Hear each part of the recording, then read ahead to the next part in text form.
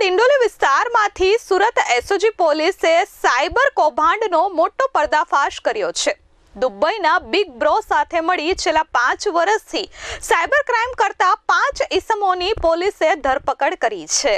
સુરતના ડિંડોલી વિસ્તારમાં ગ્રીન વેલી બિલ્ડિંગના પહેલા માળે એસઓજીની ટીમે દરોડા પાડ્યા હતા, જ્યાં છેલ્લા 5 વર્ષથી સક્રિય આ cyber fraud gang Krishna packers and મૂવર્સના ઓથા હેઠળ આંતરરાષ્ટ્રીય સ્તરે ઠગાઈ કરી રહી હતી। આ ગેંગ માત્ર સ્થાનિક સ્તરે જ નહીં, પરંતુ દુબઈ અને ચીન સુધી ફેલાયેલી હોવાનું તપાસમાં બહાર આવ્યું હતું કે ડિંડોલી વિસ્તારમાં અમુક લોકો ક્રિષ્ના પેકર્સ એન્ડ મૂવર્સ એવી એક કંપનીના નામે બહારથી લોકોના બેંક એકાઉન્ટ ભાડે રાખે છે અને કંઈક સાયબર ફ્રોડ કરી રહ્યા હોય એવી આશંકા છે। તો એસઓજીએ રેડ કરતા ત્યાંથી અમને 4 આરોપીઓ મળી આવ્યા છે। એમનું એકનું નામ છે પ્રતિક વસાવા, બીજો છે દીપક પાંડે, ત્રીજો છે રૂપેશ હાડંગે અને ચોથો છે ભૂષણ પાટીલ। આ લોકો જે છે એ ત્યાં મળી આવ્યા છે। એમની પૂછપરછમાં એવો ખ્યાલ આવ્યો છે કે આ લોકો આખું એક કેવી રીતે નેટવર્ક ચલાવતા હતા કે દુબઈમાં એક બિગ બ્રો આ લોકોએ નામ સેવ કરી રાખ્યું છે કે એની પાસેથી જે લોકો આ બહારથી જે એકાઉન્ટો મેળવતા હતા, સુરત ગ્રામ્ય અને આજુબાજુના વિસ્તારના જે લોકોના એકાઉન્ટ 20 થી 25 હજાર રૂપિયા આપી અને એને ભાડે રાખતા હતા અને ત્યારબાદ બિગ બ્રોને જે છે એની પાસેથી એક એપીકે ફાઇલ ત્યાંથી એ મોકલતો અને આ તમામ એકાઉન્ટની વિગતો છે એની અંદર ભરવામાં આવતી હતી અને ત્યારબાદ બિગ બ્રો જ આ તમામ એકાઉન્ટ છે ઓપરેટ કરતો હતો ત્યાંથી બેઠા બેઠા। એટલે જે પણ પૈસા એ સાયબર ફ્રોડના હોય, ગેમિંગના હોય કે અન્ય ચાઇનીઝ ગેંગના હોય, એ હજી તપાસનો વિષય છે, પરંતુ એ તમામ પૈસા આ બિગ બ્રો છે એ પ્રતિકના એકાઉન્ટમાં નાખતો હતો। પ્રતિક એને અલગ અલગ રીતે કેશથી ઉપાડતો હતો। એસઓજી પોલીસે બાતમીના આધારે દરોડા પાડી પ્રતિક વસાવા, દીપક પાંડે, રૂપેશ હાંડંગે, ભૂષણ પાટીલ અને સલીમ ઉર્ફે સમીર આરટીઓ નામના 4 સાગરીતોની ધરપકડ કરી છે। આ આરોપીઓ છેલ્લા લાંબા સમયથી સાયબર માફિયાઓ માટે કામ કરી રહ્યા હતા। પ્રાથમિક પૂછપરછમાં જાણવા મળ્યું કે આ ટોળકી દુબઈમાં બેઠેલા બિગ બ્રો નામના મુખ્ય સૂત્રધારના સીધા સંપર્કમાં હતા અને તેના આદેશ મુજબ જ ભારતમાં સાયબર ઓપરેશન ચલાવતા હતા।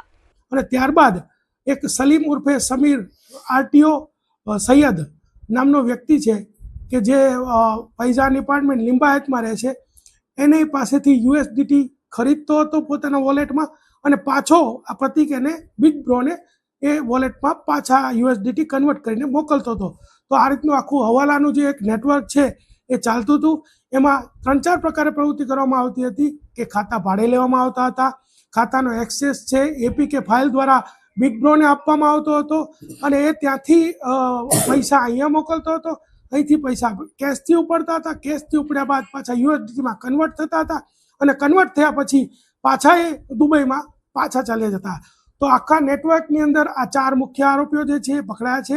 તે ઉપરાંત જે બિગ બ્રો છે, ગણેશ ઉર્ફે બિરાડે, રાજુ શ્રીવાસ્તવ, ચંદન ઉપાધ્યાય, શૈલેષ પાંડે, શરદ રવિન્દ્ર પવાર અને પ્રદીપ કુમાર વિશ્વકર્મા અને મનોજ પાટીલ જેવા વ્યક્તિઓ જે છે એ 8 વ્યક્તિઓ આની અંદર આ ખાતા ભાડે રાખવાનું જે કામકાજ કરતા હતા અને એ લોકો વોન્ટેડ જાહેર કરવામાં આવેલ છે। આ રીતે આખી પ્રવૃત્તિ ચાલતી હતી। આ ગેંગની મોડસ ઓપરેન્ડી અત્યંત વ્યવસ્થિત હતી। તેઓ આર્થિક રીતે નબળા અથવા લાલચમાં આવી જાય તેવા લોકોના નામે બેંક એકાઉન્ટ ખોલાવતા હતા।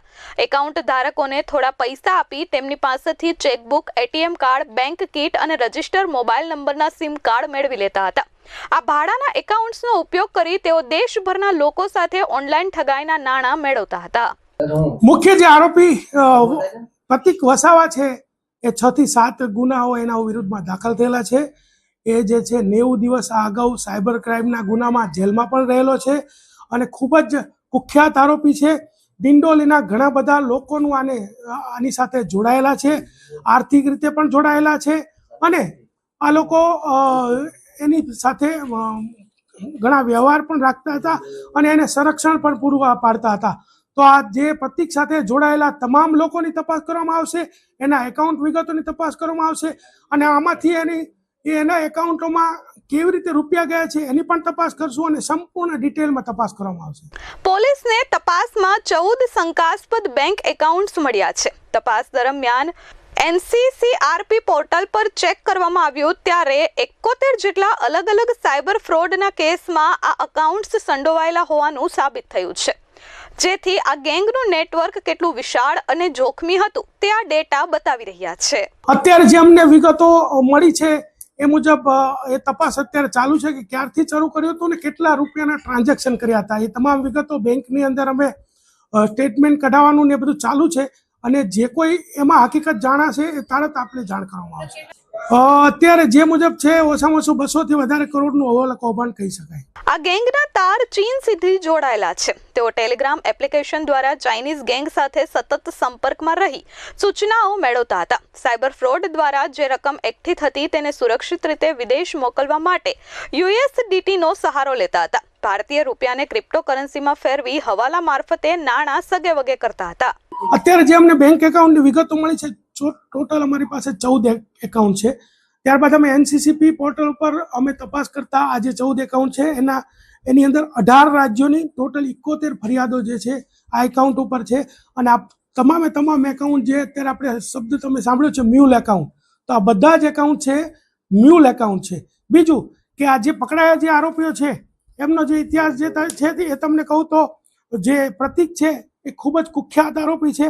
અગાઉ એના મિત્રની જે પત્ની છે એની સાથે પણ એના ઉપર ગુનો દાખલ થયેલો છે.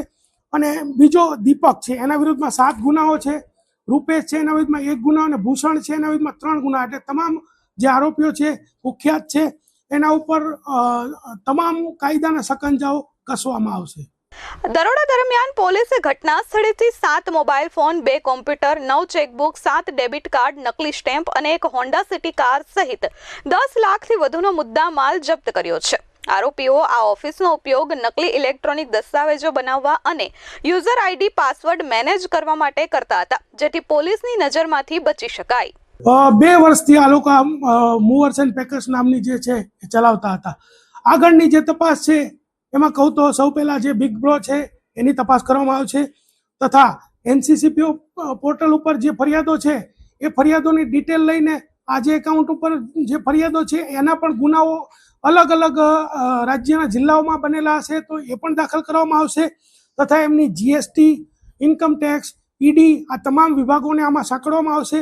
આ લોકોના મોબાઈલ જેટલા છે, જેટલા સિમ કાર્ડ એક્ટિવેટ મળ્યા છે એ, અને આ લોકો જેની સાથે સંપર્કમાં હતા, જેના સંરક્ષણમાં હતા, તમામ લોકોની તપાસ કરવામાં આવશે અને તમામ લોકો ઉપર સકંજો કસવામાં આવશે. હાલમાં પોલીસે આ કેસમાં દુબઈના મુખ્ય સૂત્રધાર સહિત કુલ 9 આરોપીઓને વોન્ટેડ જાહેર કર્યા છે, જેમાં ગણેશ ઉર્ફે પ્રેમ, રાજ શ્રીવાસ્તવ, સલીમ RTO જેવા નામનો સામેલ છે.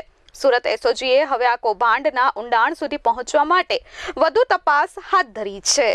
Bureau report S24 news, Surat.